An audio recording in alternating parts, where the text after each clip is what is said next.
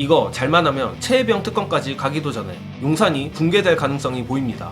현재 박정훈 대령 재판이 심상치 않습니다.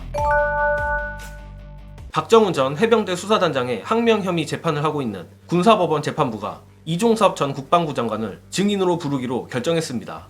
윤석열이나 대통령실의 수사 외압 의혹을 밝히려면 이종섭 장관을 반드시 불러야 한다는 박 대령 측 주장을 받아들인 겁니다.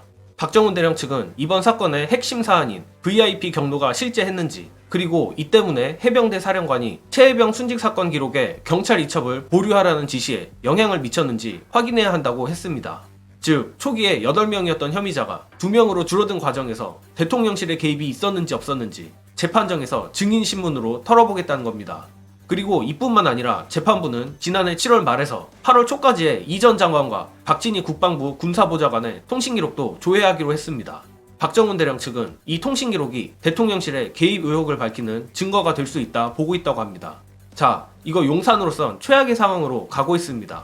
사실 박 대령 측의 이종섭 전 장관 증인 신청이 받아들여진 것도 그렇지만 저는 이 통신기록 조회가 상당히 의미 있다고 보는데, 높은 확률로 이종섭은 앵무새처럼 딴소리를 하거나 증언을 아예 거부해버릴 가능성이 높기 때문입니다. 따라서 이 통신기록을 기반으로 VIP 경로의 진실, 그리고 이번 사건에 대한 외압이 어떤 방식으로 누구에게까지 가해졌는지도 어느 정도 유추할 수 있으리라 봅니다. 게다가 이미 다른 매체를 통해 접하신 분들도 계시겠지만 박정훈 대령 변호인 측에 따르면 현재 재판 분위기가 매우 좋다고 합니다. 약간 과장을 보태면 이런 식의 증인신문을 통해 박정훈 대령 측이 특검을 대신해 사실상 수사를 하는 느낌입니다. 또한 실제로 재판 과정에서 이종섭을 비롯한 대통령실 측 인사들의 위증 정황이 나오고 박 대령이 최종 무죄까지 받는다면 이거 정말 사태가 걷잡을 수 없이 흘러갈 것으로 보는데, 여기서 끝이 아니라 우리에게 잘 알려진 VIP 경로 외에도 다른 루트로 윤두창의 목을 겨냥하는 사안이 있다고 합니다. 이 부분은 영상 보시고 이어가겠습니다. 박정훈 대령 측 변호인하고 얘기를 해보면은 지금 군사재판 분위기가 굉장히 좋다. 그리고 이제 변호인 측 증인들이 나온다. 그러면 그 공수처에서 수사한 내용이 이 재판에 영향을 준다고 봐야 돼요. 그러니까 이 재판도 이제부터는 상당히 진실이 드러나는데 저 일종의 어떤 기폭제 역할을 한다고 저는 봐요. 그다음에 박정훈 대령 측에서 변호인들은 신범철 차관을 주목하는 것 같다. 거기서 신범철 차관이 처음에 해병대 사령관이 박정훈 대령한테 차관의 메시지라고 한 문자 메시지를 보여줬단 말이에요. 그 문자 메시지에 해병대는 왜 이렇게 말을 안 듣느냐 이렇게 돼 있거든요. 근데 훗날 요 메시지에 대한 진실 공방이 벌어졌는데 차관이 작성한 게 아니다. 차관은 이런 문자 메시지를 보낸 적이 없다. 이렇게 해가지고 그 사건이 묻힌 적이 있어요. 이거는 차관이 전달자고 작성자는 다른 사람으로 보고 있는데 그게 답일 가능성이 있다는 거죠. 그 작성자가 누군데요? 우리나라 맨 꼭대기에 있는 말을 못하네. 어쩌면 최혜병 특검 통과의 핵심 트리거가 이 박정훈 대령의 재판이 될 것 같은 느낌도 듭니다. 예컨대 이준석이 말한 대로 이번 재판에서 박정훈 대령의 무죄가 난다면 용산은 정말 궁지에 몰리는 겁니다.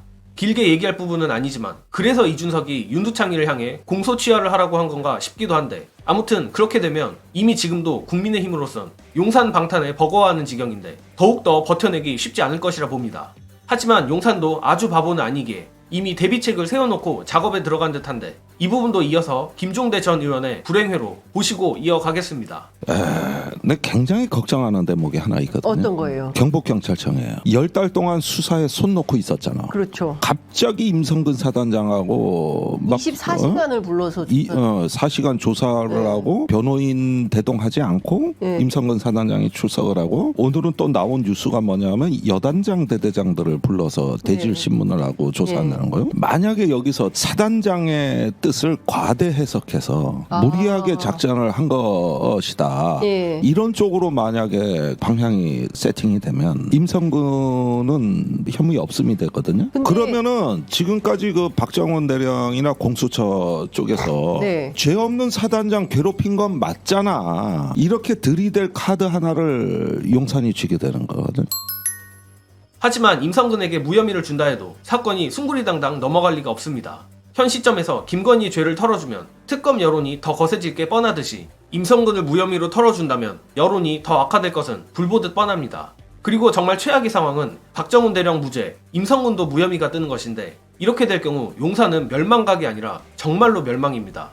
현재 돌아가는 것을 보면 아마 높은 확률로 그렇게 될 것 같은데 향후 상황이 어떻게 흘러갈지 주의 깊게 지켜보고 여러분들께 공유드리겠습니다.